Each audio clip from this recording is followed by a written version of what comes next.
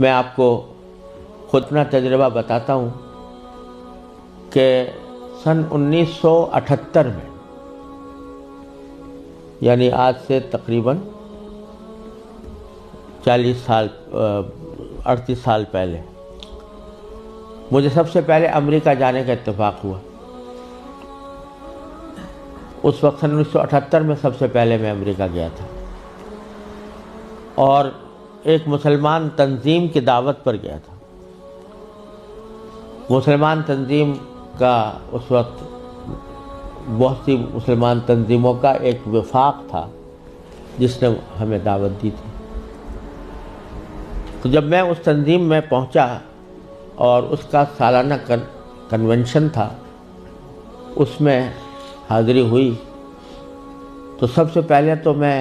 یہ دیکھ کر حیران رہ گیا کہ جب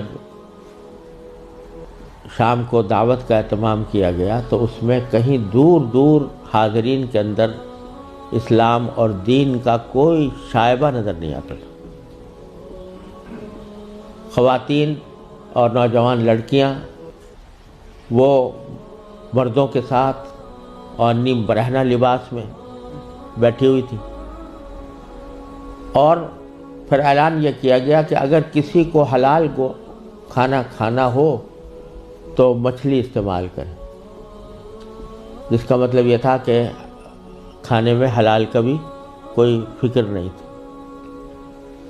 وہاں بیٹھنا مشکل ہو گیا، ہم لوگ کہیں الگ چلے گئے۔ اس کے بعد معلوم ہوا کہ ایک رقص و سرود کی زبردست محفل منعقد ہوئی۔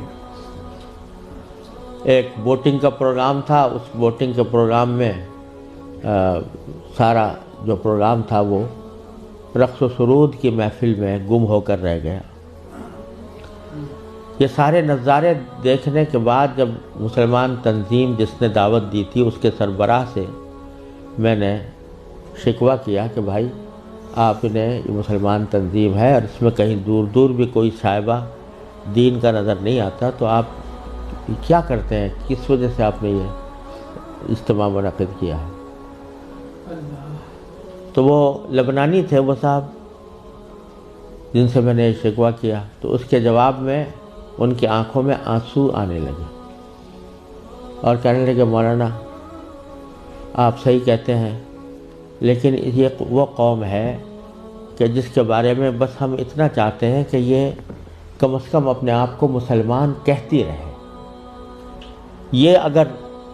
ہم یہ سمجھتے ہیں کہ اگر یہ صرف اپنے آپ کو مسلمان کہتی رہے تو یہ بھی ہماری کامیابی ہے، ورنہ اس کو اسلام سے کوئی تعلق رہا نہیں۔ ان کے آباء و اجداد کھانے پینے کی تلاش میں، تجارت اور معیشت کی تلاش میں یہاں آئے تھے،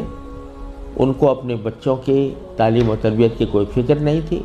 یہ اسی ماحول کے اندر پلے بڑے ہیں، اور اس کے نتیجے میں ان کو دور دور بھی کہیں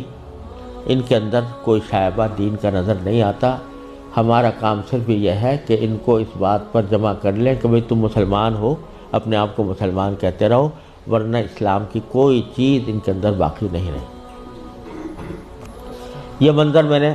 سن 1978 میں اپنی آنکھوں سے دیکھا، اور یہ عبرت ہوئی کہ اگر مسلمانوں نے اپنے بچوں کو، اپنی نسلوں کو صحیح تعلیم و تربیت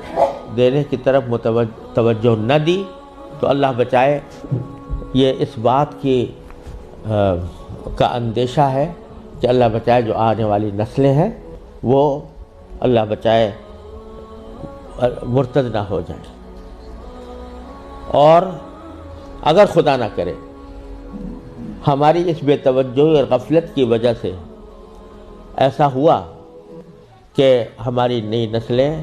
گمراہ ہوئیں، غلط راستے پر گئیں، تو اس کا وبال ہمارے اوپر ہو، کیونکہ قرآن کریم کا ارشاد یہ ہے کہ ایھا الذین آمنوا قوا انفسکم واہلیکم نارا۔ جہنم سے بچانا صرف انسان کے لیے اپنا فرض نہیں ہے کہ وہ خود اپنے آپ کو بچائے، بلکہ اپنے گھر والوں کو بچانا بھی اس کی اپنی ذمہ داری۔ اور یہ بڑے شرم کی بات ہوگی کہ ہمارے آباء و اجداد نے ہمیں اللہ تعالیٰ کے فضل و کرم سے ایمان اور اسلام کی دولت ورثے میں عطا فرمائی، اور ہم اپنی اولاد کو اللہ بچائے غلط راستے کے اوپر ڈالنے کے ذمہ دار بنے۔ اس سے زیادہ شرم کی، اس سے زیادہ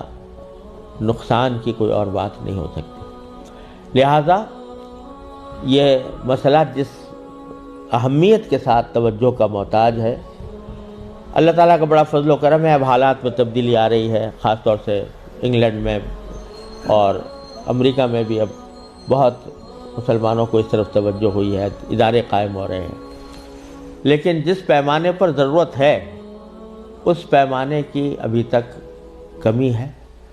اور اس کا واحد علاج یہی ہے کہ جس کے دل میں بھی یہ درد ہے وہ دامے درمے قدمے سخنے جس طرح بھی ہو سکے وہ ایسے ادارے قائم کرنے کی کوشش کرے، ان اداروں کے ساتھ تعاون کرے، اس میں اپنے بچوں کو بھیجنے کا اہتمام کرے۔